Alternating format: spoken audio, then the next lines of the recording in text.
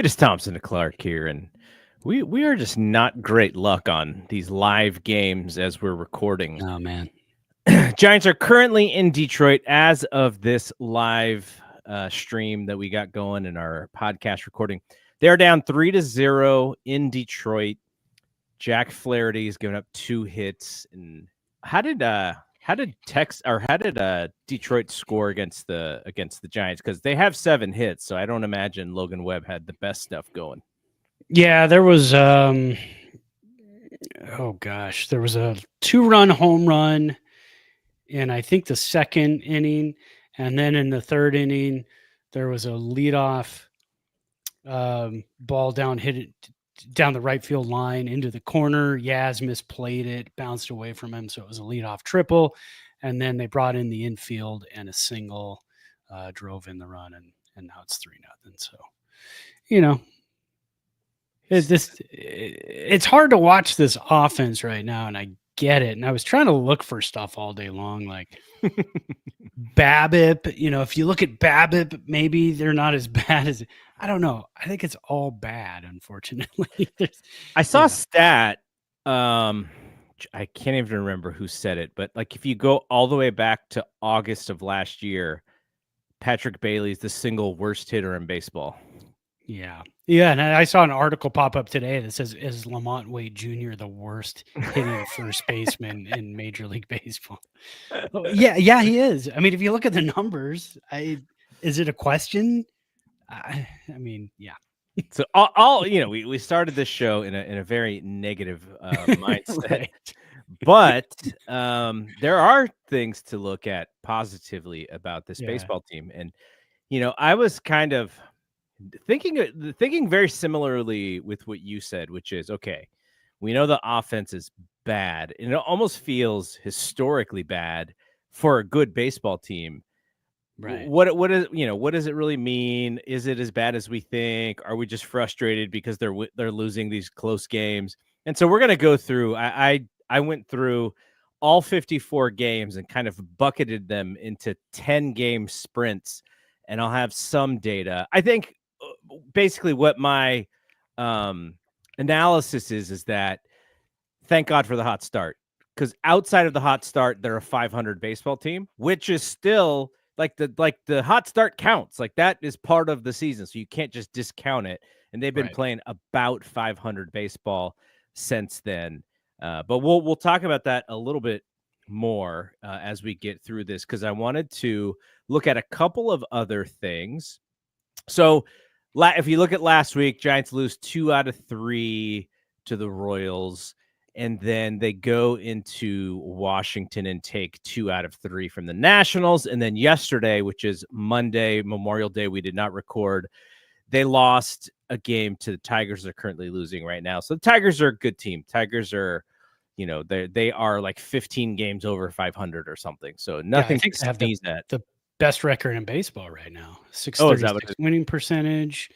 The Phillies are just above them, but a couple days ago, I think Detroit had the best record in all of baseball. Yeah, and so we'll see what happens here if the Giants can even make a little bit of a comeback. But there was a power ranking that came out today from The Athletic. The Dodgers are no longer the number 1 team in the power ranking. And the New York Yankees are now the number 1 team in the power rankings. They're 33-20. Aaron Judge is still crazy on fire. If you are a fan of the WAR statistic, he is nearly 50% more wins above replacement, according to Fangraphs, than the next closest guy in the league. So he's on fire. Philadelphia Phillies, like you said, 34-19. They are number 2 in this power ranking. Then you get to the Dodgers. And I was having a conversation with my buddy, who's the Dodger fan who I always bring up. And I don't think he's really worried about the team. But every once in a while, he'll just be like, man, can you guys just let up a little bit? Like every time I turn around, the Giants are still like right on our heels. And, he hates the Giants just as much as we hate the Dodgers. So, but I like it when he gets a little nervous, It tells me that something's going on here. So Dodgers are 3. New York Mets at 33-21. They are 4. They were really hot in April. They've come back to earth in May. Tigers, who the Giants are currently playing right now, they are 5, 35-20. Tarek Skubal had a Maddox the other day, and he had 13 strikeouts in the Maddox. A Maddox is a shutout with 100 pitches or less. And his final pitch clocked at 102.6 miles per hour. That's nuts, man. 9th inning. So it's kind of ridiculous. And then number 6, Chicago Cubs, who the Giants played in Chicago and won 2 out of 3. So it's good to see teams on this list, because as you reminded me as I was complaining about the Giants, you're like, hey, they beat the Yankees 2 out of 3 and the Phillies 2 out of 3 early in the season. Those are the top 2 teams on this list.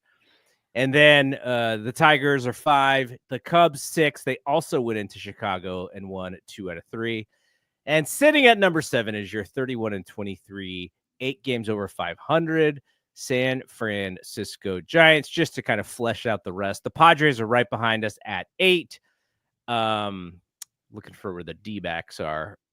The Twins are at number 11. We played the Twins. That's another lost series right there. Yeah, that was a bummer of a series. And the Diamondbacks at 27-27 are 14. And I was telling you, if I was to think about the games in which we just felt overmatched, I would go back to the Diamondback series and the Padres series. I felt like they were the 2 best teams that we played. Now, we played the Phillies and the Yankees really early in the season. So, if we were to play them again, and we probably play the Phillies again at some point, I'll see how I feel about that. But the Padres and the Diamondbacks I thought were the best teams that we had played. But there you go. So 7 is not a bad ranking, considering there are 30 teams in baseball. And, in 7, you had 2 of the National League West teams in the top 7 and 3 in the top 8. That just tells you how deep the division is. So that made me feel better after I was a little sad yesterday after they lost the game. Yeah, it was to go into Detroit and lose the first game of the series is a little bit tough, because we've been seeing this Giants team all season long. Like you were just talking about all the teams in the top 10 that we've beaten in terms of series wins. They seem to take that first game, give you that hope, like, okay, they have a chance to win this series, and then they do. But then when they go into Detroit and they lose, they score 1 run, and then today, no runs through 6 innings. It's just, it's tough to see. And like you said, I know you're going to break up the season into like 10 game groups. But you just have to say, hey, this team has beaten the Yankees, has beaten the Phillies, has beaten the Cubs. So I know it's different now, but you can always look back and say, but they had those chances to win those ball games and beat those teams, and they did it. And it's in the same season with the same players. So I hang my hat on that in terms of, I don't know about offensively, do I hang my hat on that? But I think this team will offensively turn around. And at no point during a 162 game season, I shouldn't say at no point, but in very rare instances do you have in a 162 game season, do you have stretches where the offense, the defense, and the pitching are all lights out. I mean, that'll happen in a series here or there, but to happen over like a 10, 15, 20 game span in a 162 game season, you don't see that very often. So thank goodness for the pitching, because when you go up and down the teams and look at runs against, the Giants have given up 196 runs. I'm looking up and down. There's only 4, 5, 6 teams that have given up less runs than the Giants at this point. So you're winning ball games still, and you're still 8 games over 500 because of the pitching. Yep. And we always feel, we always look at that stuff and go, well, how long can it last? And it kind of seems like with good teams, when the pitching falters, the offense can pick them up. And so it's not out of the ordinary. It's not saying that's not going to happen because this Giants team was hitting early in the season. Not much has changed other than the calendar, and that's pretty much it. Yeah. So, by the way, Logan Webb, as I'm saying he doesn't have his best stuff, he does have 10 strikeouts through 6 innings, and I think that might be it for him. He's over 100 pitches. It's already it for Flaherty. He was at 97, and they brought in a reliever in the top of the 7th. So the Giants are going to try and battle back against this Tigers bullpen. All right, so here's the exercise that I did. So first 10 games of the season, Giants go 8-2. They score 49 runs and they give up 32. So from the giving up runs perspective, it was the best of their 10 game increments as we're measuring this. Second 10 games, they go 4-6. And yet it was their best offensive 10-game stretch. They scored 55 runs in those 10 games, yet it was also their worst runs against stretch. They gave up 42 runs in that 10-game stretch. They go 4-6. In the third 10 games, they only score 35 runs against 40 runs, but they go 6-4. And in their next 10, they go 5-5. And they go 46 runs scored, 35 runs against. And then the next 10, 5-5 again, 45 runs and 39 runs against. And then their last 4, not counting tonight's game, they are 2-2, and they're 8 runs for, 8 runs against. So, like I said, after the first 10 games of the year, they've been about a 500 team. And when they have been a little bit over 500 is when the pitching has been there. And the 1 week that they had, or the 1 10-game stretch that they actually had the losing record, is when the pitching gave up the most runs. So kind of what you were saying, it really backs up what you were saying, is that if the pitching is there, they're going to compete, even if the bats stay as silent as they've been. And if the pitching, for some reason, and we'll talk about some of the turbulence that they've had in the rotation in a second, but if a Logan Webb, for whatever reason, misses starts, or a Robbie Ray, who we'll talk about as well, misses some starts, and then you have to kind of worry about the starting pitching, then yeah, I think that's a signal that, maybe that's when they're going to struggle. But there was nothing at least in those first 50 games, that told me that the silent bats continue and they're going to get worse. It seems like they figured out how to be about a 500 team with a pretty poor offense. And so the flip side is can certain guys stay that cold? Is Willy Adames going to be as cold as he's been? I actually think I think that left field fence in Oracle is playing with his head, because this dude is swinging out of his shoes. Yeah. Like he's trying to hit the glove with some of these swings. I wish he would go a little bit more, stay within himself and just worry about making solid contact instead of trying to put the ball out of the park constantly. But maybe that's part of the contract. It's like, oh, now I got to be a home run hitter. That's kind of the deal. Yeah. Like, no, dude, we just get on base. We talked about Lamont Wade. We did a whole segment on Lamont Wade a couple weeks ago. Patrick Bailey, again, kind of makes you wonder. I would like to see what his WAR is going to be kind of as we get towards the midpoint of the season. And 55 games, his defense is still excellent. I was marveling in the Kansas City series when Bobby Witt Jr. was in like a must steal situation, and we know he's going. The Giants know he's going. Kansas City knows he's going.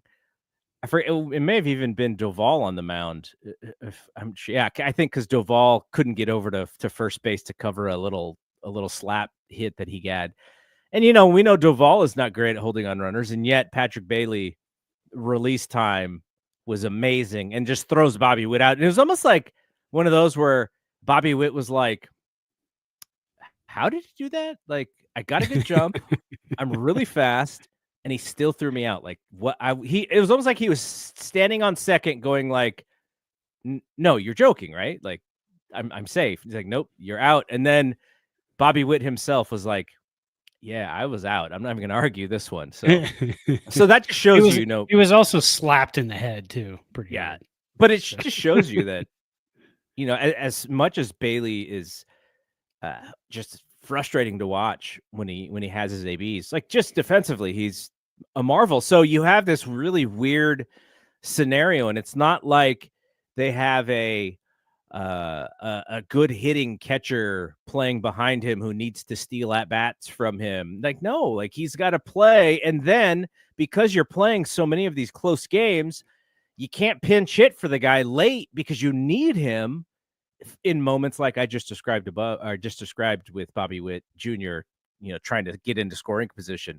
So they are just going to have to really deal with it. And I don't even know, like, I'd be interested in knowing what the hitting coaches are trying to do, because some of it is, last year we heard about him not being in shape and all that stuff, and Kruko was on him about that. I don't know what it is. Is he just a bad hitter? That could possibly be the thing. Is he's just not a good hitter, and this is what you deal with. And he's just going to hit 8 all year long, and you're going to hope that once every game he can at least hit some good contact and maybe push a runner in scoring position, and not just be in too many opportunities to not hit. And because like if you're a team thinking about, like, as the rotations turn and you're like, okay, how do we just get to Bailey? Like, let's get to Bailey, because we'll get out of the inning if we get to Bailey. That has to be some of the strategy for the other team. So do you think that, there's got to be more offense in this lineup, and it could even be Encarnacion, who will not be up this week, but it looks like he'll be up next week when they come back home. I don't know if that's the answer, but there's got to be something that they can do, because what they're doing right now is we are very patient because they are 8 games above 500. Right. And I'm just punching up different things here on Fangraphs. I'm looking at, the Giants in the month of May so far compared to other teams. And when you look at their WRC plus, they're 23rd in the league, but then the teams behind them who are worse are Cleveland, Miami, the White Sox, Texas, Milwaukee, Pittsburgh, Colorado. But right above the Giants in 22nd place are the Padres, and they're still winning ball games. And the Giants have scored a ton more runs than the Padres too. Yeah, exactly. When you look at in the month of May, home runs, Giants have 23, Padres have 23. What other teams? Seattle has 25, Minnesota has 25, Toronto has 27, and these are good teams. Houston has 24. Dodgers, of course, have 34 because Dodgers are the Dodgers. But the one thing the Giants aren't doing anymore that they were doing early in the season is stealing bases. They're 29th in May in stolen bases with 5. I feel like the base running aggressiveness has kind of died off a little bit. Willie Adames has 2 knocks today. Just watching the top of the 7th inning, he got a single. A pitch later, the Giants are out of the inning. So not even a chance to run, not even a chance to get into scoring position. So I kind of feel like some of the little stuff that the Giants were doing early in the season isn't there as much. What I realized that I thought was an amazing statistic, and it just shows you that even with the porous hitting, if you can be aggressive on the bases, it is helpful. Like, we know, just because we're watching on fantasy baseball, and this guy's been on my team for a couple years, Louis Bob, he's hitting under 200, and he's not even hitting with power in Chicago. He's got 20 stolen bases. Yeah. It's almost like every time he gets on base, he's got to steal it to get to second, and he does it.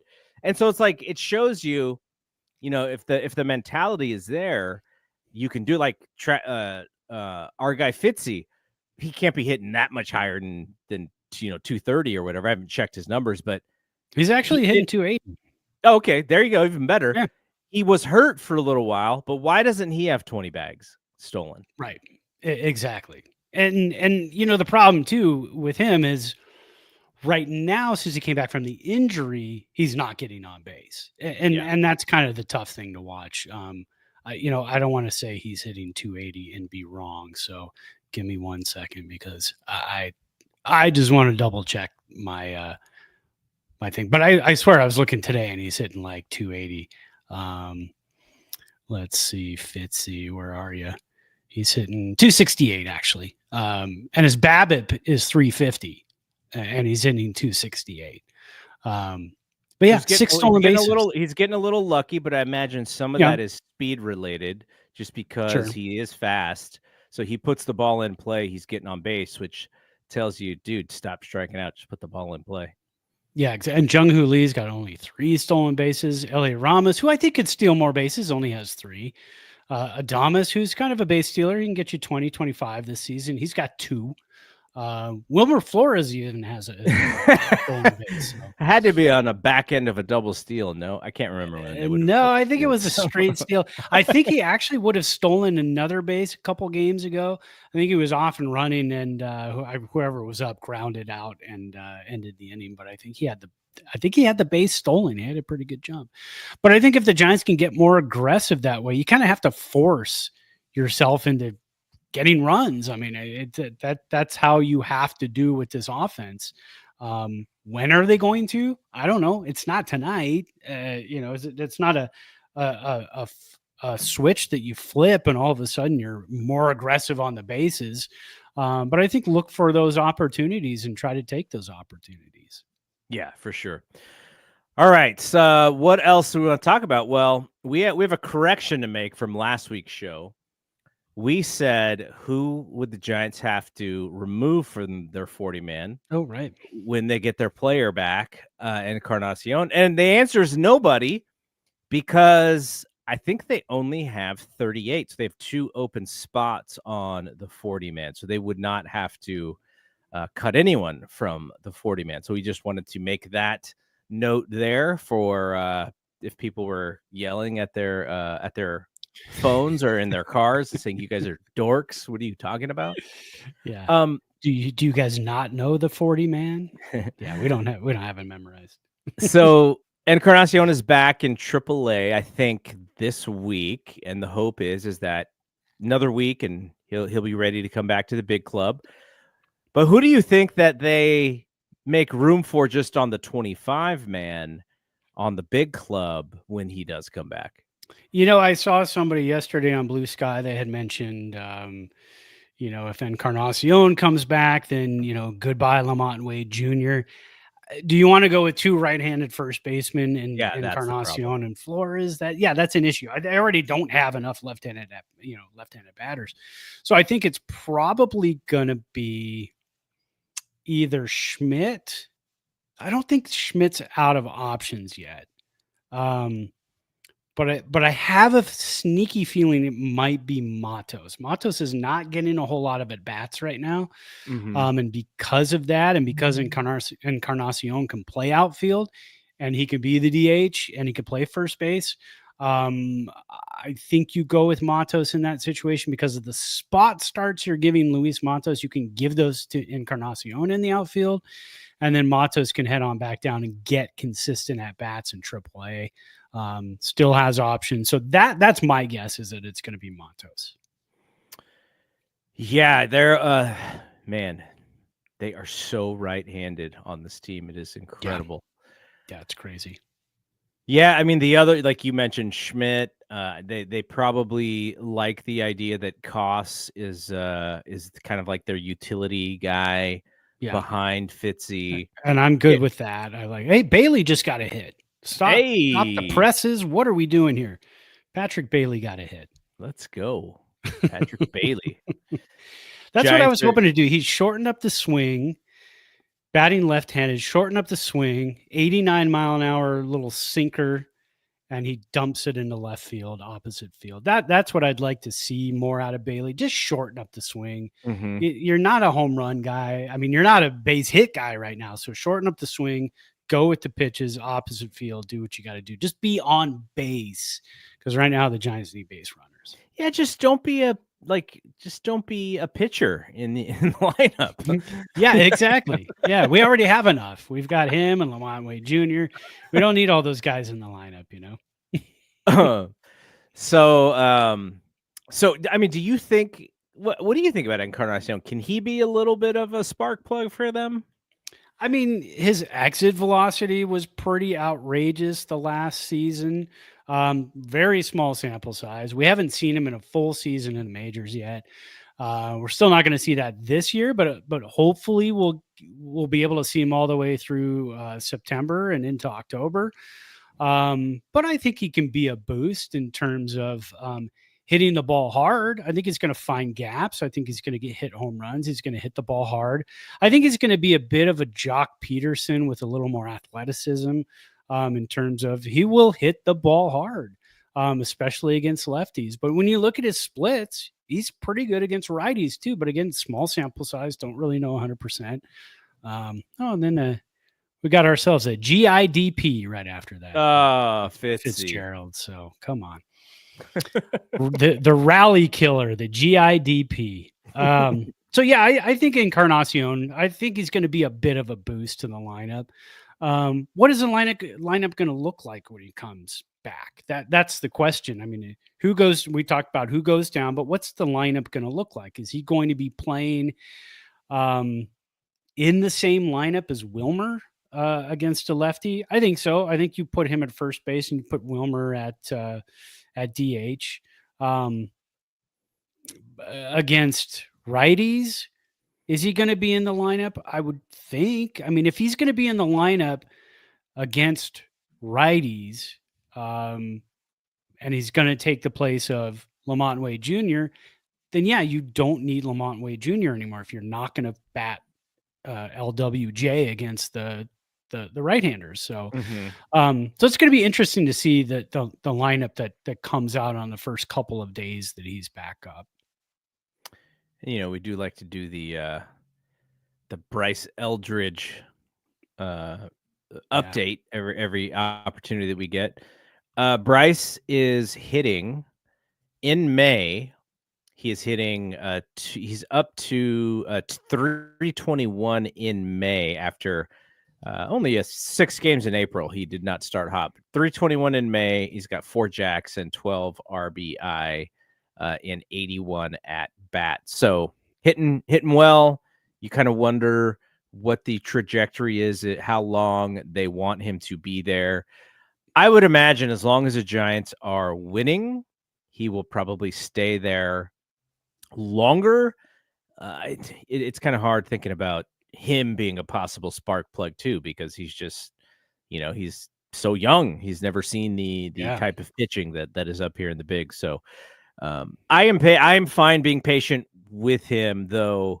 If we get to if they get him to AAA in the second half and he's just killing AAA, and they need a little bit of left-handed power come later in the season, that would kind of be fun to see him come up. But at this point, I don't think he's going to be able to be a savior. He's just so young in his career. So one thing we didn't talk about is Kyle Harrison. He was back in the rotation. I know that they have him on a little bit of a pitch count. He was the on Saturday, he was the pitcher of record in their loss to Washington. Is that right? Yep. So yeah, he only threw 4 innings, I think, but he was still upwards of mid to high 90s. So that was really good to see.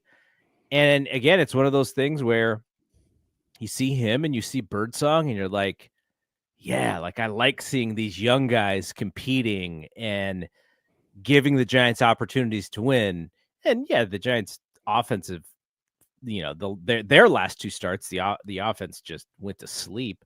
So they didn't get the benefit of it at all. But it's still great to see these guys in the rotation and pitching positively. So I liked them putting Harrison in, and we'll see. Verlander's only going to be out until probably early to mid, probably second week of June at the max. So Harrison may get one or two more starts in there to build him back up, and then Verlander will come back, and Harrison will be a nasty lefty out of the bullpen. But Roop, Birdsong, Harrison, they're your 3, 4, and 5, and I don't know what other teams in the bigs have a 3, 4, and 5 who are like 25 years and younger.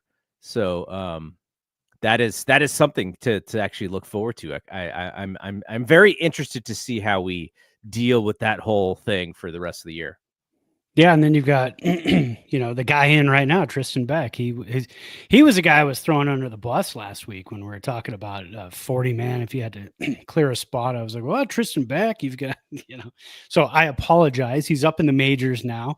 I didn't seriously think they were going to take any pitching and DFA some pitching. You're going to trade pitching before you do anything like that. It would definitely be a hitter. But yeah, you've got guys like, Tristan Beck and Whisenhunt still. We haven't even talked about Whisenhunt coming up. Yeah, and I saw he could have been one that they brought up to start for. Yeah. But they brought Tristan Beck up instead to be a right-handed long guy. But Whisenhunt could have come up as well if that was their plan.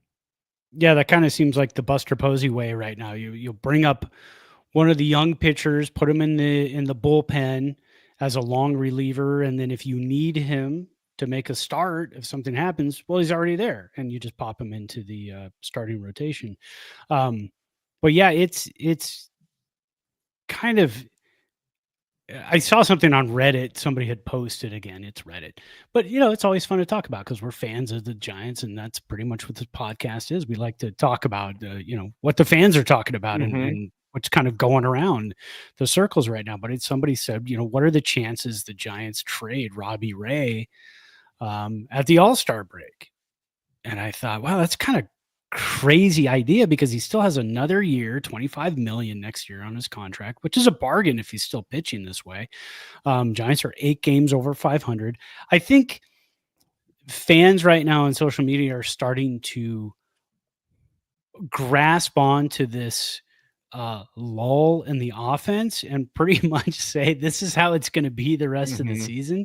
So they're saying, well, yeah, you got an 8-game lead right now, but you could easily be 8 games under 500 if things, start to turn for the worse. I mean, you're talking about you turn off the pitching and the hitting stays like this. Now you've got a bad team. Yeah. You just have a bad team. If all of a sudden the pitching tanks, but it's not going to because you have a lot of young pitching you just talked about. We have so much young pitching in the majors and in AAA. I think the Giants are going to be good shape there. So I don't think there's any way the Giants would trade Robbie Ray. But then you start thinking about, well, you do have so much young pitching. And what if Harrison and Birdsong and Roop are cruising right along and Whisenhunt is down in the AAA mowing guys down and you need to bring him up? Can you get a good prospect haul for Robbie Ray? Do teams trade big prospects anymore unless you're the Dodgers? I think the Dodgers are the only ones that really trade prospects anymore. Some of the big name prospects because they have so many. The Mariners have quite a few, but you got Robbie Ray from the Mariners. So it's just an interesting something to think about, as you get closer. But again, if the Giants are cruising and still 8 games over 500 and hanging out 2 games behind the Dodgers in the National League West, there's no way Robbie Ray gets traded because you have him for next year. It's not like you're going to lose him at the end of the season. You could trade him in the offseason if you want, if you really want to do that, or trade him in May or June of next year, and you'll still get a pretty decent return, especially because he's not making that much money. 25. You'll see next year $25 million for a pitcher of Robbie Ray's caliber if he's still pitching this way. It's going to be a steal. I mean, you're going to look at a lot of the other contracts and you're going to go, man, he's like 15th, 16th highest paid pitcher, and he's pitching like a top 5 guy. Because, there's even ramblings here and there about him possibly starting the All-Star game because of how well he's pitching. Speaking of one, Robert Ray. Who is our player of the week? I forgot I picked him, and here I was like touting him, and then that segment to do. What more can I say about the guy? I mean, he had an awesome week. He's our player of the week. 2 quality starts on the week out of 2 starts. 13 innings, gave up only 9 hits, only 1 run, 1 walk, and struck out 14 in those 13 innings. He's becoming that dude for the Giants to have Webb and Robbie Ray. I mean, and like tonight, yeah, Webb's probably going to get the loss hung on him, but he gave up 3 runs. And like you said, he struck out 10. I don't know how much more he ended up pitching, but I think that was it. As that was Tristan it. Yeah, he just went to the 6th. Yeah, so you get a normal offensive team, and the Giants probably win the game last night, probably win this game again tonight, and probably win this series. But you know who's not surprised about this offense is Logan Webb. He's like, yeah, Logan Webb. Yeah, he's how it is. Yeah, exactly. But look at it. Robbie Ray's got 11 starts on the year. He's got 7 wins. I mean, he's just kind of cruising. What's his ERA right now? I know ERA is so old school, but it's 2.56. His FIP is 3.20. He's got a 1.2 FWAR on the season. Home runs per 9, 0.71. Strikeouts per 9, 9.81. That's definitely below his average over the years, and he does have some innings here and there where he struggles. I mean, we've seen it, second inning, third inning, all of a sudden he's walking a guy and giving up a hit, and now he's having a little bit of command trouble. But then when he locks back in, he's lights out. So yeah, that's our player of the week. 2 quality starts, a win, and 14 Ks in 13 innings while giving up 1 run. So let's look at the rest of the week. But as I was looking at the week, I was like, okay, when's the last time the Giants scored more than 4 runs? It's been 2 weeks. Not quite 2 weeks. It's been 11 days. Athletics on the 16th, which was a Friday night. The Giants scored 9. That was the big Wilmer, ones. yeah. That was the Wilmer 3 home run game. That's when. That's the last time. That feels like forever now. Yeah. Since then, 1, 3, 1, 3, 4, 4, 0, 3, 1, and so far today 0. So yeah, man. Well, Big Wilmer's up with Elliott on first base in the top of the 9th, down 3-0. So yeah, maybe I just reminded him of that Friday night against the A's. Yeah. He's like, oh, I can hit a Jimmy Jack here. He almost dumped one into left field for a single, but it just went foul. So the Giants play the Tigers again on Wednesday morning, a 10-10 start here in the Bay Area. Then they have a day off. Maybe they can have like the longest batting practice session of all time in between traveling to Miami to play the Marlins, and they have the Marlins for 3 over the weekend. And then you have the following week, or the following Monday, the 2nd is when they're home again. So that sucks, man. They're going cross country. Yeah. They play Miami at 11 a.m. our time. So they got to finish that game. They got to get on the plane, and they got to come back cross country home, and then immediately night game against the Padres the next night. They have 4 against the Padres and then 3 against the Braves. And the Braves are actually playing some pretty good ball. And I saw Acuna is back. Yeah. Yeah. He's first pitch that he saw, he hit a home run. Hey, Wilmer hit a double. Drove in a run. And then Jung-Hoo goes ahead and swings at the first pitch from the vest that's like 8 feet off the plate. But still nobody out. I mean, they're threatening it. If Jung-Hoo gets a hold of one, then we could be in good shape, man. Because I like our bullpen. Everybody loves our bullpen. And they say if you can make this a bullpen game, the Giants definitely have the advantage. So, all the Giants bullpen has to do is do what they keep doing and have the offense, scrape out some runs. So I think that is it. We actually went a little bit early on the live stream, so we got through all of our stuff, and because by the time that we recorded, I was thinking that the game would be over, but because we went a little bit early, the game is still going. So we'll catch the last couple ABs. I guess Jung Hoo. He flied out. I don't know if that's in front of. I don't know if the thing I'm looking at is in front of television, but it's Chapman with I guess there's one out in the ninth inning. All right, so cross your fingers. If you're listening to the audio, you're like, we already know what happens. Why are you guys even talking about this? Well, we went head to head with the game, so we were trying to we're trying to will them to victory, but we are not good luck for whatever reason. All right, so for Brad, I am Double G. We will see you when we see you. Peace out. Peace.